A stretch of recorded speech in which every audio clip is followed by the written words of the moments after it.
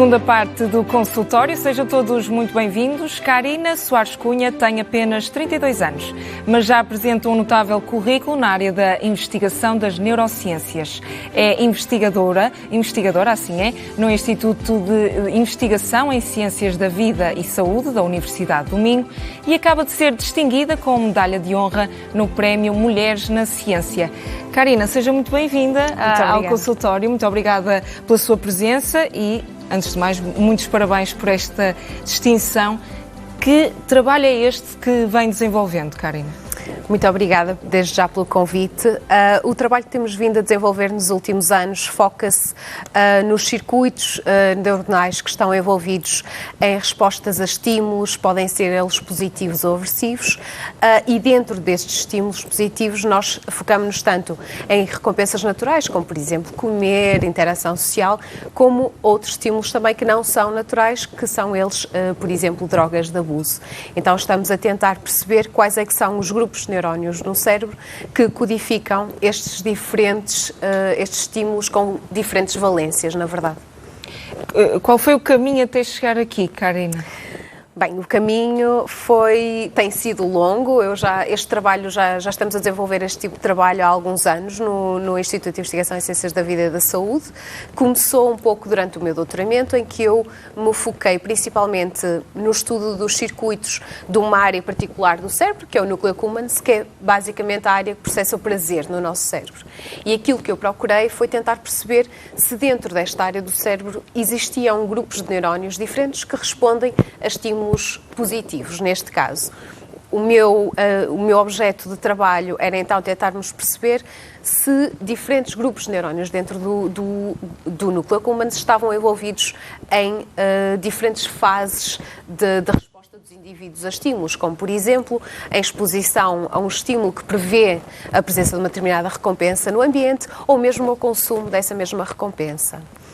A partir daí, e tendo em conta que, na verdade, os circuitos neuronais que estão envolvidos em resposta a estímulos naturais e que são necessários para a nossa sobrevivência, como eu já disse antes, que são, por exemplo, comer ou interagir socialmente, são os mesmos daqueles que estão envolvidos em estímulos relacionados com consumo ou busca de substâncias de abuso. O nosso trabalho agora vai transitar um pouco em tentarmos perceber se há alguns traços em grupos de neurónios específicos do nosso cérebro que respondem a estímulos, em particular estímulos relacionados com drogas de abuso. Claro que o objetivo final será sempre tentarmos perceber se há diferenças, se existem diferenças que um mapa que nos permita determinar o perfil destas populações para que no futuro consigamos manipular ou modular a atividade delas, tentando reverter comportamentos, por exemplo, relacionados com abuso de substâncias, mantendo os neurónios que têm apenas a função de processar recompensas naturais com a sua função intacta, porque é também necessário para os indivíduos, mesmo quando eles estão com comportamentos de abuso de substâncias. Já lá vamos falar, então, de que impacto é que essas descobertas trarão ao indivíduo. Estamos a falar, Karina, de um grupo de trabalho. Sim. Não é só a Karina que está envolvida nisto, não é? Não. Como eu disse antes, este trabalho começou na realidade quando eu estava no meu doutoramento, portanto eu estou incluída num grupo de investigação que é liderado pela doutora Ana João Rodrigues, no ICVS, e também pelo professor Nuno Sousa inicialmente. E, na verdade, neste momento somos já um grupo bastante significativo de investigadores que têm investigadores a todos os níveis. Investigador júnior, que é o meu caso, e depois temos também alunos de doutoramento, alunos de mestrado que estão envolvidos neste estudo, que na verdade é muito abrangente, na realidade. Estamos a falar de quantas pessoas, Karina?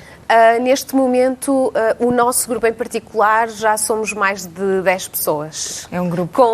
Claro que todos nós temos valências diferentes e temos formações diferentes, portanto trazemos algo de diferente ao grupo, mas já somos várias pessoas a tentar responder a esta questão.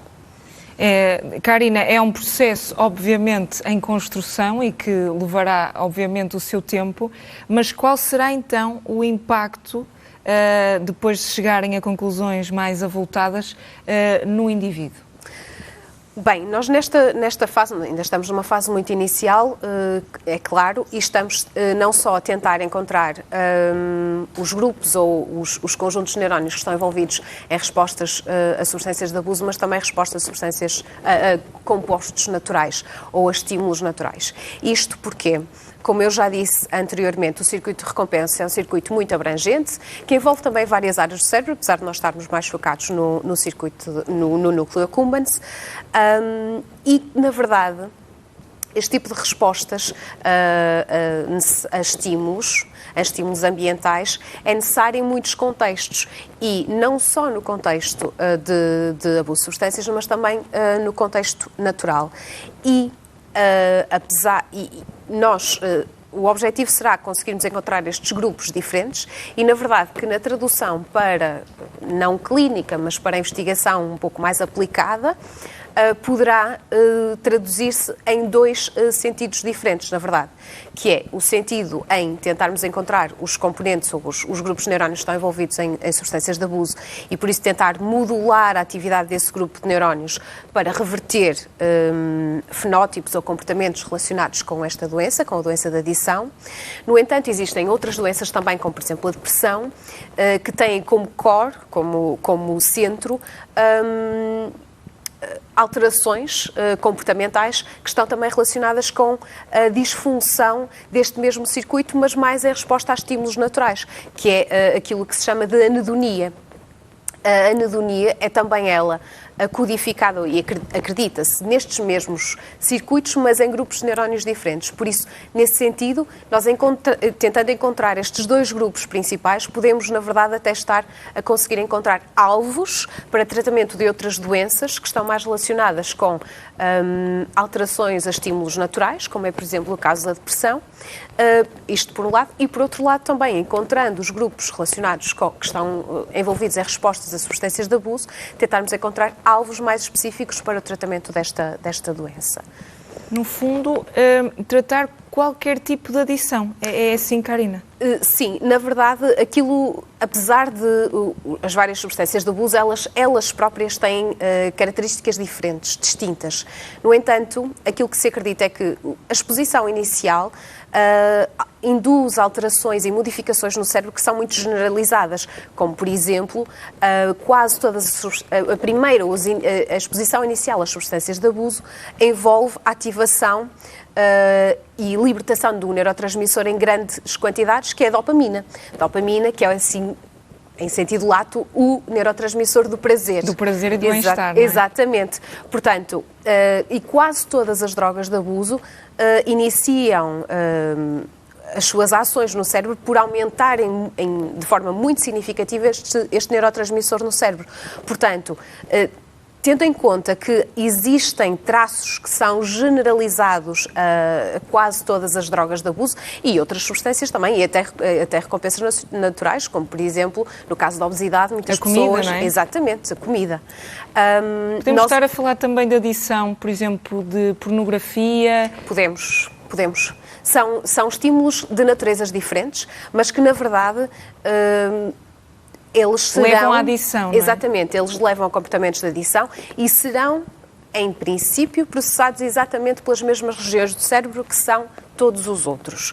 Depois, aquilo que nós vamos tentar, e na verdade, se calhar este estudo nos vai ajudar, é tentar perceber se, sendo de processos de natureza diferente ou estímulos de natureza diferente, existe alguma informação intrínseca nos nossos neurónios que diferencia, ou seja, que faz com que um grupo específico de neurónios responda a um estímulo e outro grupo responda a outro. Isto seria o ideal, porque assim seria mais fácil conseguirmos encontrar alvos específicos para tratamento destas doenças. No entanto, se não conseguirmos encontrar estes alvos em específico e se conseguirmos encontrar alguns traços de função podemos também tentar ir por aí e tentar alterar essa função, apesar deles não serem, por exemplo, geneticamente entre si, mas serem apenas funcionalmente distintos. Funcionalmente distintos. Karina, como isto ainda está em processo de estudo, obviamente ainda não se pode ir para trabalho de campo, mas em termos práticos, como é que vocês fazem os vossos estudos? A tentativa de diferenciar estes neurónios? Em termos práticos, nós utilizamos modelos animais como modelo para explorar este trabalho, e isto muito simplesmente porque nós temos que manter e que conseguir ter acesso a circuitos neuronais extremamente complexos. E daí necessitarmos de utilizar modelos laboratoriais para isso, mais complexos para isso, e aquilo que depois que fazemos é utilizar ferramentas que nos são disponibilizadas, tecnologias avançadas, que nos permitem identificar estes neurónios que são ativados em resposta ao estímulo. Portanto, nós expomos estes modelos a estímulos, a compostos diferentes, a substâncias de abuso diferentes, a recompensas naturais diferentes, e nós temos ferramentas que nos permitem identificar ou marcar estes neurónios que são ativados, e depois o que fazemos é isolar, em termos genéticos, não é? Para caracterização genética, nós isolamos estes neurónios e identificamos dentro de cada um deles qual é que é o seu perfil genético, e isto permite-nos identificar se existe algum mapa genético que diferencia estas populações diferentes. Isto por um lado. Por outro lado, em termos funcionais, nós utilizamos outro tipo de ferramentas que nos permitem ir adentro do cérebro e ver e gravar a atividade neuronal enquanto expomos... Está exposto a esses estímulos. A estes estímulos. Isto nos permite... E o que é que isso permite, Isto Karen? basicamente permite-nos, em tempo real, perceber como é que estes neurónios respondem, se eles aumentam a sua atividade, se diminuem a sua atividade, e isto é extremamente importante para depois nós percebermos como é que devemos manipular a sua função. Imaginemos que nós temos um aumento muito significativo da atividade destes neurónios a quando da exposição ao estímulo, ou temos uma diminuição. Se tivermos um aumento, deveremos então depois aplicar outro tipo de ferramentas que nos permitam inibir a atividade destes neurónios, de forma a tentarmos verificar se conseguimos reverter alguns fenótipos comportamentais que são avaliados. Se conseguirmos esta reversão, isto será um indicativo de que, à partida, estaremos a manipular os neurónios certos, não é? Estaremos a atingir os alvos certos para uma potencial exploração, não é, futura de tratamento ou de reversão em modelos de doença. Findo este trabalho, se é que alguma vez podemos concluir, porque nunca, não é? Um trabalho de investigação é interminável, mas aproximando-se, pelo menos, desse fim, qual seria o resultado para ele ser realmente bem-sucedido? Bem, como disse e com razão, a nossa investigação nunca acaba, não é? Porque nós, respondendo a uma pergunta, geram-se mais 10 ou 20 perguntas a partir dos resultados que nós observamos. Por isso, nós continuamos sempre a explorar esses resultados, porque a partir daí nós vamos ter sempre mais, vão ser geradas sempre mais questões. Na verdade, a curto prazo, o nosso objetivo é sempre produzir resultados científicos, portanto, contribuir para o aumento do conhecimento básico, e é este o nosso objetivo sempre a curto prazo, através de publicações, através de comunicação da ciência. A um médio prazo, o objetivo será, então, começarmos a introduzir modelos de doença para tentativa de reversão, utilizando os alvos que conseguirmos identificar agora, utilizá-los numa tentativa de reversão do fenótipo de doença. A longo prazo, poderemos pensar eventualmente, pelo menos, em se conseguíssemos, não é, quase uma utopia, conseguíssemos chegar a doentes ou pessoas que sofram deste tipo de patologia, conseguirmos pelo menos perceber se conseguimos identificar algum traço de atividade do seu cérebro que seja semelhante àquilo que nós vimos nos modelos mais simples e se de alguma forma será possível desenvolver, por exemplo, fármacos ou terapêuticas que sejam mais específicas e que possam eventualmente ser aplicadas, testadas e aplicadas em humano. Mas, como eu disse, esta última parte é quase ainda uma utopia. Utopia, não é? Ou seja, conseguir ter atuação no tratamento de doentes, quer seja de depressão, obesidade ou até mesmo de adição a drogas de abuso, não é? Exatamente. O objetivo, claro que nós trabalhamos sempre com o intuito de melhorar a saúde dos indivíduos e nós sabemos que, infelizmente, muitas destas doenças, tanto abuso de substâncias como depressão, são patologias em que os indivíduos, muitas vezes, apesar dos tratamentos que existem muitas pessoas que são resistentes aos tratamentos ou que até têm resultados positivos neste tipo de tratamentos a curto, médio prazo, mas, na verdade, a longo prazo, estando as pessoas sempre normalmente expostas aos mesmos estímulos ou aos estímulos que despoltaram o aparecimento deste tipo de sintomas, porque muitas das pessoas, muitos destes sintomas surgem ou pela interação social, ou pelo isolamento social, ou por acontecimentos da vida da pessoa que lhe são um pouco...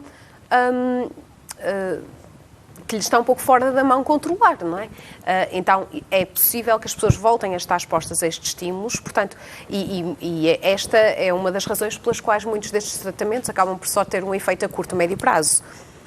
Por isso, o objetivo será sempre tentarmos encontrar outros alvos que permitam que isto não aconteça, ou seja, que o tratamento seja eficaz e não só seja eficaz a curto prazo, mas também a longo prazo. Exatamente, ao longo da vida do indivíduo. Da vida do indivíduo.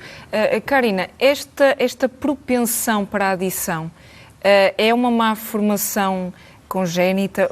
De onde é que surge esta propensão? Sabe-se que existe alguma propensão genética para o desenvolvimento de comportamentos de adição. No entanto, tenho de dizer que esta propensão genética só terá efeito se o indivíduo algum dia se expuser a algum destes estímulos. Porque, na verdade, se nós virmos muitos estudos, inclusivamente estudos em Portugal, a percentagem de pessoas que está exposta sejam substâncias de abuso, seja tabaco, seja álcool, por exemplo, que são altamente aditivos, é muito alta. No entanto, nem todas estas pessoas desenvolvem dependência. Ainda não está totalmente claro porque é que algumas pessoas desenvolvem esta dependência, enquanto que a grande maioria consegue fazer consumo recreativo de muitas drogas. O facto é que existe alguma propensão genética, mas na verdade ainda não se sabe ao certo quais é que são as causas principais para o aparecimento deste tipo de doenças. E se calhar ainda é mais difícil de apurar relativamente aos estímulos naturais, ou não, Sim, Karina? é particularmente difícil porque não vamos expor indivíduos ou pessoas a este tipo de estímulos para perceber daqueles quantos é que desenvolvem comportamentos de adição, não é? Porque isto seria impensável e é muito difícil fazer esse tipo de estudo em modelos mais simples, modelos de laboratoriais. Por isso é sempre muito complicado conseguir perceber. E, na verdade, aquilo que se sabe dos estudos genéticos são, de facto, estudos realizados em humanos, em indivíduos, em que se vai tentar perceber, depois de indivíduos que desenvolvem este tipo de doença, perceber o que há ali de diferente. Mas é muito difícil chegar a um consenso, uma melhor compreensão de como é que estes indivíduos, uma pequena percentagem desenvolve comportamentos de dependência, enquanto que uma grande percentagem que também foi exposta aos mesmos estímulos acabam por não desenvolver. Não desenvolver. Karina, é difícil seguir o caminho da investigação em Portugal? É sim, é difícil porque, tal como se calhar na maioria dos casos em Portugal, o financiamento para a ciência ainda é reduzido E com isso também, isso faz com que haja poucas oportunidades para conseguirmos desenvolver a nossa carreira em Portugal, infelizmente. Acho que acho que é necessário ter muita vontade e querermos muito seguir este tipo de carreira, ou esta carreira em particular em Portugal. Também porque nós, e principalmente agora com a pandemia e com o aparecimento tão rápido de vacinas, eu acho que o problema não é o reconhecimento da sociedade, que se calhar há alguns anos atrás até poderia ser. Portanto, eu acho que a sociedade valoriza o nosso trabalho e percebe o porquê do nosso trabalho, e acho que grande parte, ou a grande maioria das pessoas também percebe que, apesar de nós estarmos aqui agora, que os resultados ou os frutos que serão colhidos diretamente pelas pessoas, não é, pela sociedade, demoram o seu tempo, mas acho que, infelizmente, depois as entidades financiadoras não é que não reconheçam, mas não têm meios ou mais meios, infelizmente, para apoiar. De qualquer forma, eu acho que, assim, eu não me arrependo das minhas escolhas até hoje, estou muito feliz onde estou, mas não é fácil em Portugal, é um facto. E Karina, obviamente tive acesso à informação relativamente ao seu percurso, sei que esteve nos Estados Unidos da América. Apesar da breve passagem, conseguiu, com esse momento e essa experiência, valorizar ainda mais o trabalho que é desenvolvido em Portugal e a qualidade dos nossos cientistas? Com certeza. Eu acho que muitas vezes... Porque há um estigma que muitas vezes lá fora é que existem... E é um facto... O que eu acho que, na verdade, que acontece, e que é natural, é que nós tendemos a conhecer o melhor que há fora, não é? Normalmente nós não conhecemos tanto as dificuldades, conhecemos os valores e tudo que é mais positivo do que está fora. Apesar de que também tenho que fazer aqui um parênteses, que o laboratório onde eu estive tinha excelentes condições, mas que, na verdade, não achei que fosse algo que é ainda alcançável no instituto onde eu estou a trabalhar, no ICVS. Portanto, eu acho, e a forma de trabalho, e nós vamos ouvindo relatos de outros investigadores e das dificuldades que outros investigadores também têm em países como, neste caso, foi os Estados Unidos, e percebemos que muitos dos problemas que nós temos cá são transversais. São transversais à ciência, à investigação, e na verdade, nós, apesar de termos muitas dificuldades em Portugal e não termos muito financiamento, como eu disse anteriormente, temos muita coisa boa a acontecer, temos muito bons investigadores, temos muito bons institutos de investigação e que devem ser totalmente apoiados e valorizados. Karina, existem apenas 30% nos cientistas mundiais, 30% são mulheres. A Karina é uma delas. E só por isso, parabéns. É por isso que também é muito importante receber um prémio como o que recentemente recebeu. Eu acho que, apesar de já estarmos em 2022, ainda temos que falar um pouco disto, e eu acho que ainda nos dias que correm é extremamente importante termos alguma visibilidade das mulheres na ciência e das jovens mulheres na ciência. Isto porquê? Porque se nós virmos transversalmente, em Portugal, nós estamos, em teoria, melhor do que muitos outros países da Europa, por exemplo, em termos de percentagem de mulheres investigadoras na ciência, mas, na verdade, isto é específico em muitas áreas, em áreas de investigação em particular, não é transversal a todas as áreas da ciência. E acho que é muito importante que as mulheres sintam que são valorizadas, que têm valor e que são reconhecidas e que são importantes neste tipo de contextos também. Muito bem. Karina, e este prémio, o que é que representou a si como cientista? Olha, assim, eu fiquei surpreendida quando recebi a notícia da atribuição do prémio e senti-me extremamente honrada e lisonjeada com esta atribuição. Não só porque vem de instituições que têm alto nome, não só na ciência, mas que são reconhecidas pela sociedade, como é o caso da L'Oréal, em Portugal, a Fundação para a Ciência e Tecnologia, que é a base de financiamento em Portugal para a ciência, e também da Comissão Nacional da Unesco. Portanto, e acaba por ser uma valorização do nosso trabalho, um reconhecimento, não é? Um selo de qualidade do nosso trabalho, que eu acredito que vai ser muito importante também para a minha progressão futura porque acredito que a atribuição ou a presença deste tipo de prémio no nosso currículo abre-nos portas, dá-nos visibilidade, permite-nos falarmos um bocadinho mais sobre aquilo que nós fazemos, permite-nos mostrar à sociedade aquilo que nós estamos a desenvolver, o nosso trabalho, não é? Abrir portas aos nossos laboratórios, e acredito que também será fundamental para a minha progressão futura na minha carreira, um dia como investigadora independente. Muito bem. Karina, falou agora nessa projeção. Sim. Sei que está muito focada agora neste estudo, mas quais são os projetos futuros? Assim, neste momento este trabalho vai decorrer em paralelo com vários outros.